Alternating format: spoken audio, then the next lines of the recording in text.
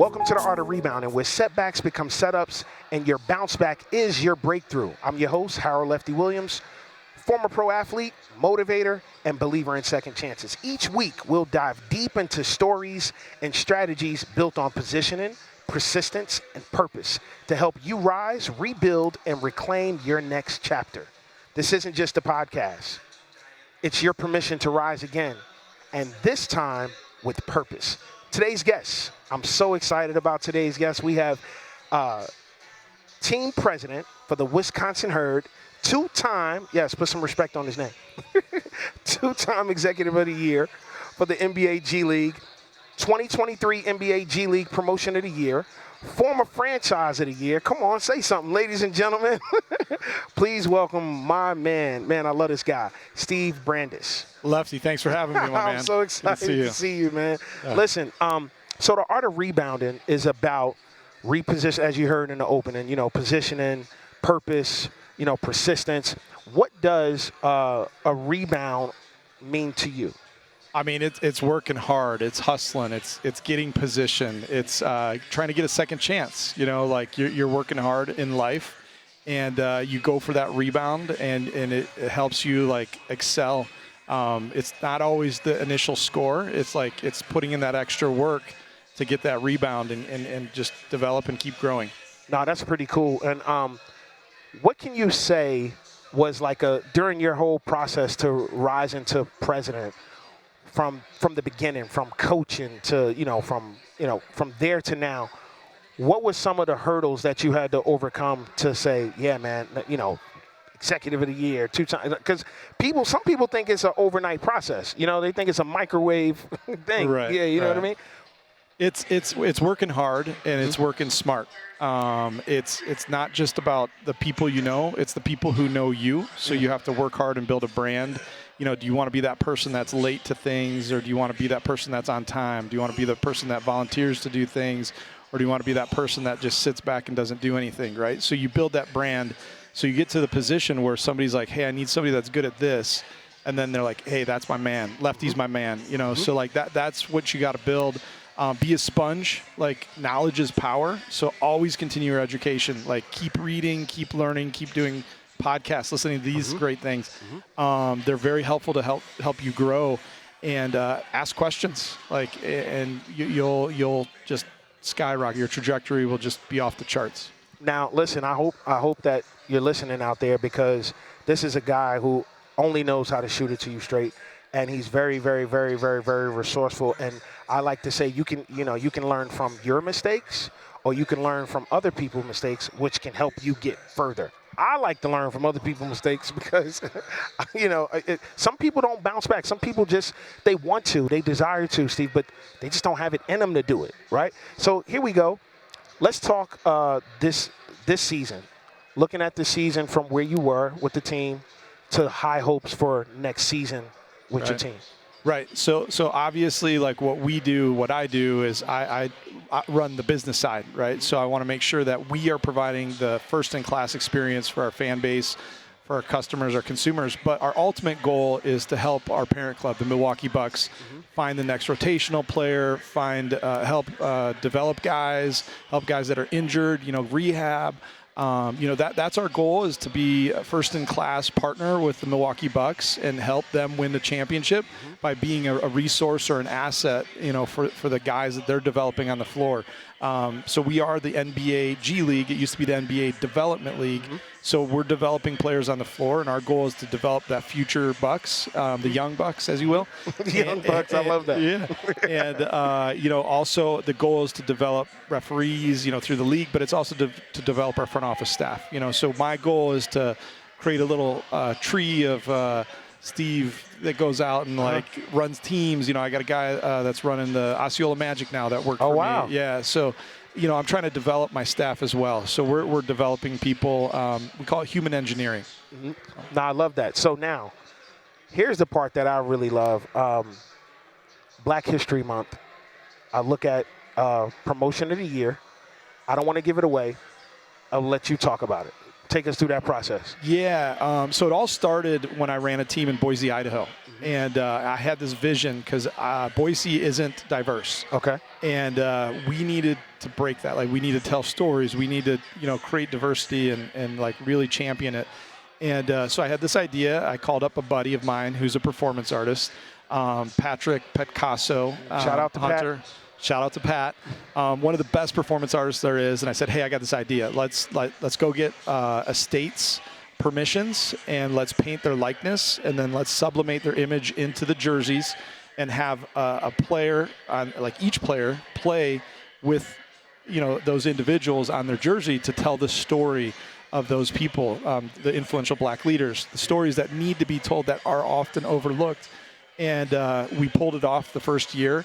Got a letter from President Obama. That was like my mic drop, my last like hurrah at the team I was at. Then I went over to the team in Oshkosh and hadn't done that promotion for a while. And I called up a buddy of mine, Scott Paskoff, one of the best producers in the world.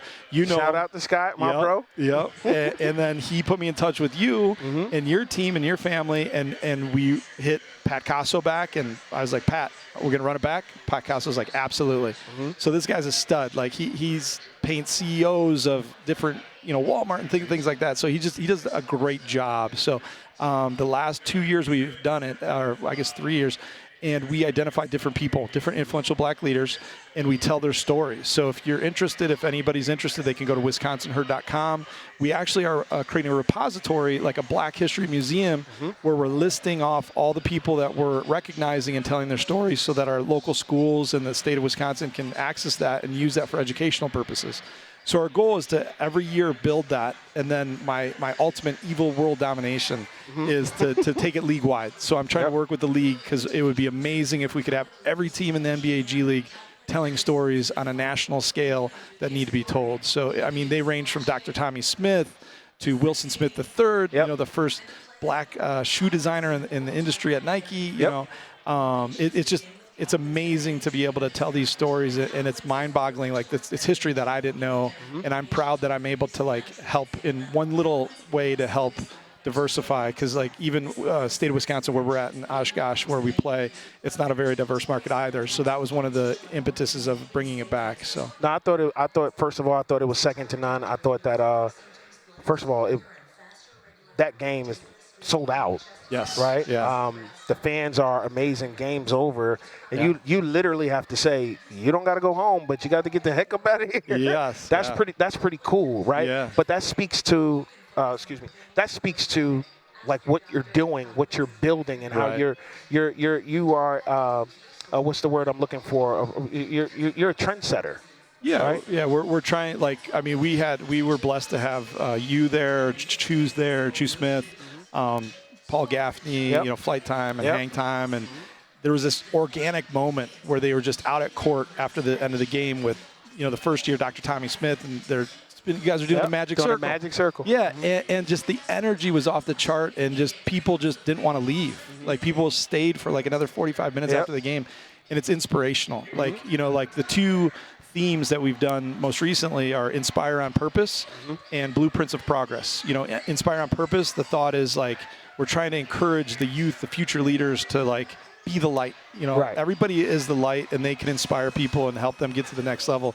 The Blueprints of Progress, is taking the concept of a blueprint and how do we build and move forward? How do we create that future leader of America and really leverage the stories of these influential African Americans to inspire the future? Right. I was blown away because just being able to see you guys honor Madam C.J. Walker and to get a chance to talk to her granddaughter, I believe it was. Yes. That was amazing. That gives me chills just thinking about it. She was the sweetest. She is the sweetest lady.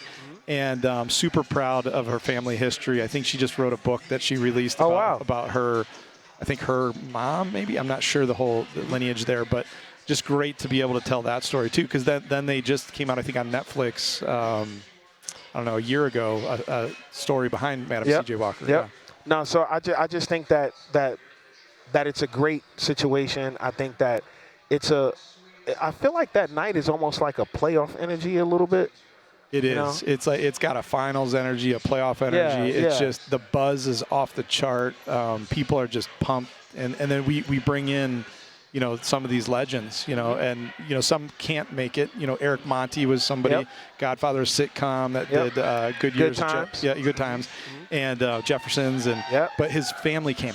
So we were able to honor his family. Earl Lloyd, barrier breaker, not with us anymore, but his son Kevin Lloyd has come, and we're helping him try to get his dad on a stamp, a U.S. postal stamp. So we're really trying to move the needle, and the fans recognize that, and so that's the goal, is to keep helping and telling stories on a bigger scale. Yeah, Kevin had reached out to me because he wanted to know if I was coming to the draft because he would be there. And I said, he was there. I'm like, no, I won't, but.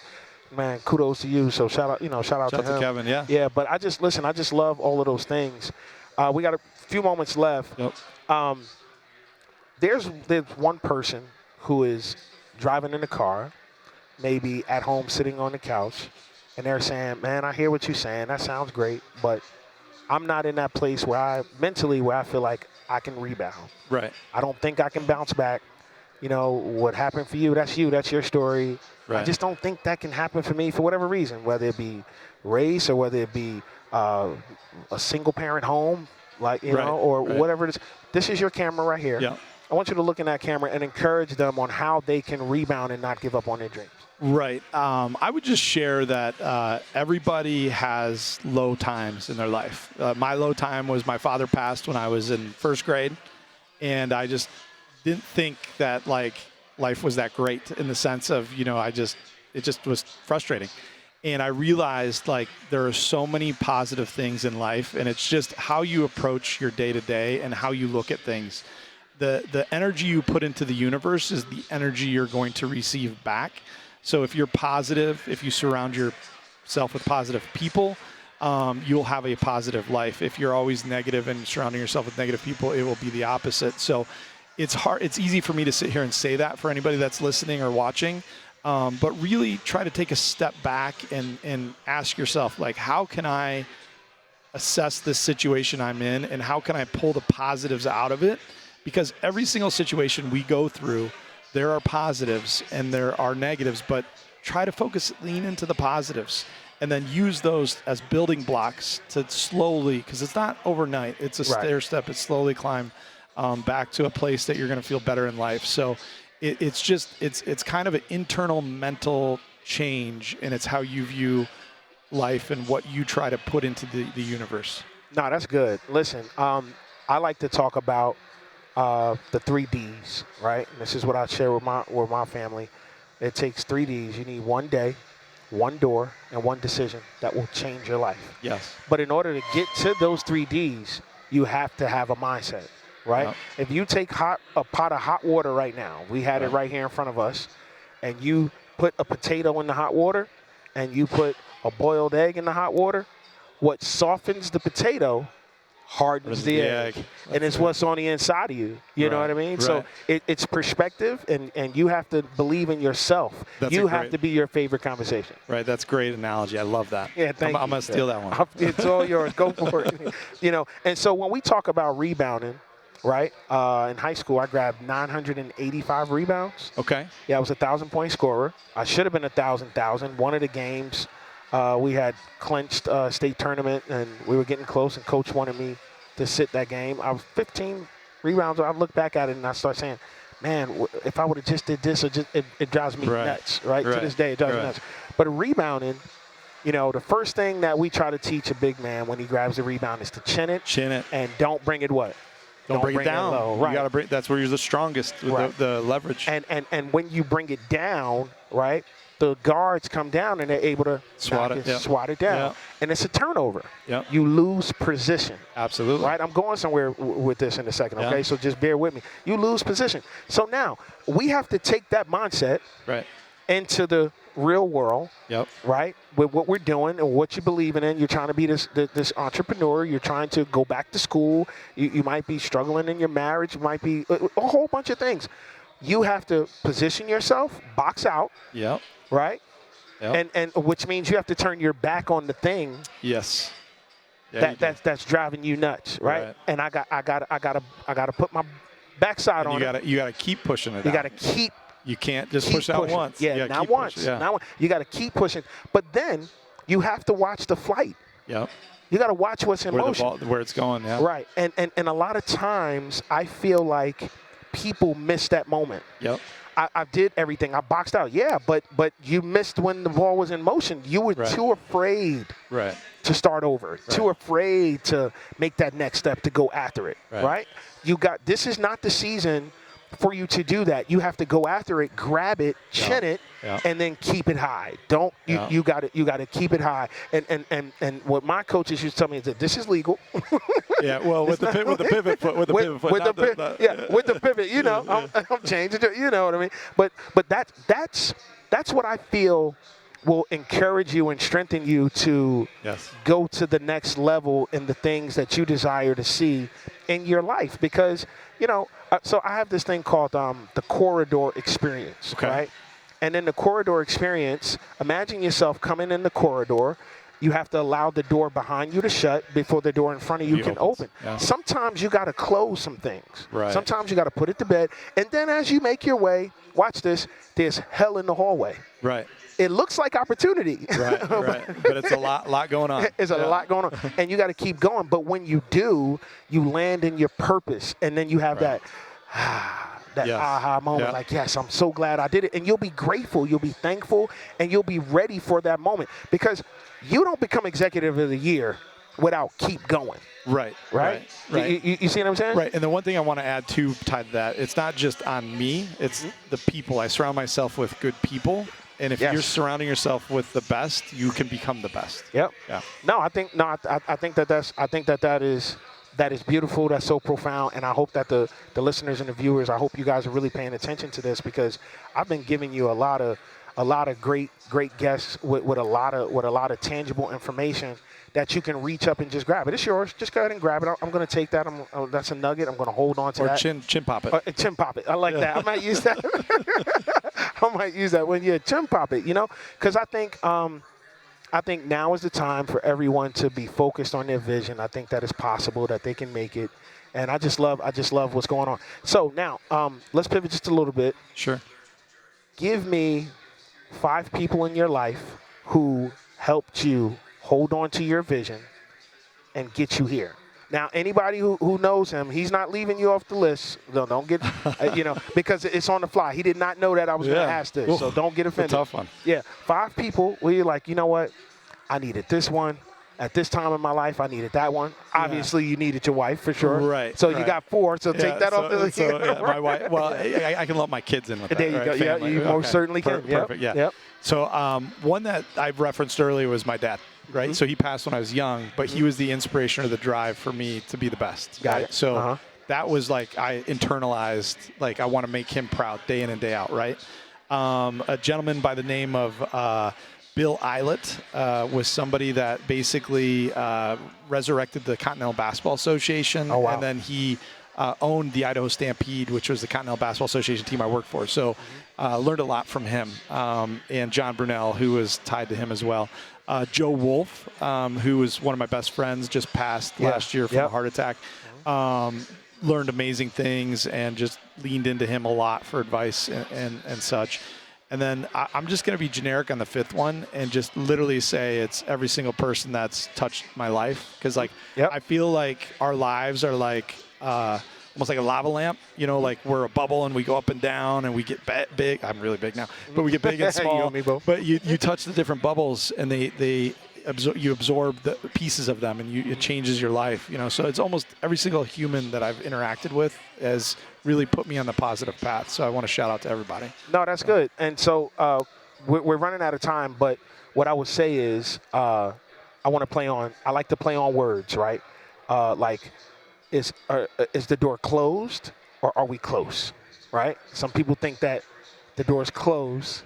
Is it closed or are we close, right? Right. And so in order for it to be closed, if you're not boxing out and if you're not going after the ball in motion, then it's closed. Right. But if you're doing those things, it's close. It's only a matter of time. Right.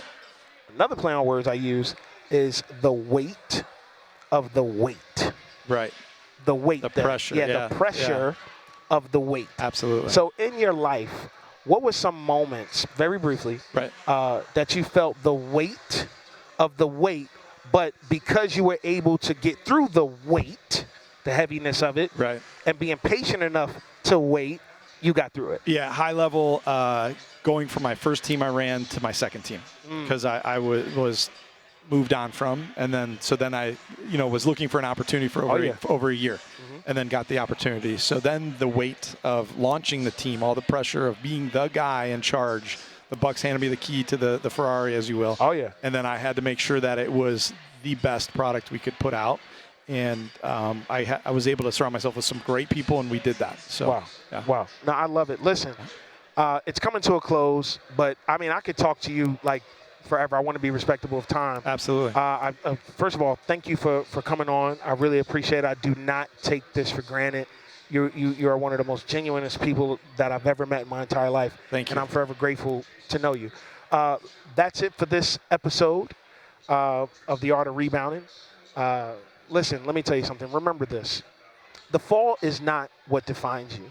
It's how you rise that writes your legacy, right? I mean, you got the example today from Steve, right? It's how you rise that writes your legacy. Whether you're rebuilding from a loss, recentering your purpose, or just learning how to stand again, know this. You are not alone. You're never alone. And you were made for more. You just got to trust it. You have to believe it. You were made for more, okay? You were built to bounce back. Yes, I'll say that one more time for the people in the back who may need to turn it up a little bit. You're in the car, turn it up a little bit. You were built to bounce back. All right. Until next time, keep showing up, keep positioning yourself, and keep pushing with purpose, because your rebound, it's not just coming. It's already in motion. Listen, follow me on all social media platforms at LeftyWilliams42. I'm always down to hear about your comebacks, and I want to hear a little bit about how you're rebounding. Remember, chin it, keep it high. We told you some of that today. Listen, thank you, Circa Resort and Casino and VSiN, the Sports Betting Network. Till next time, remember, dare to dream.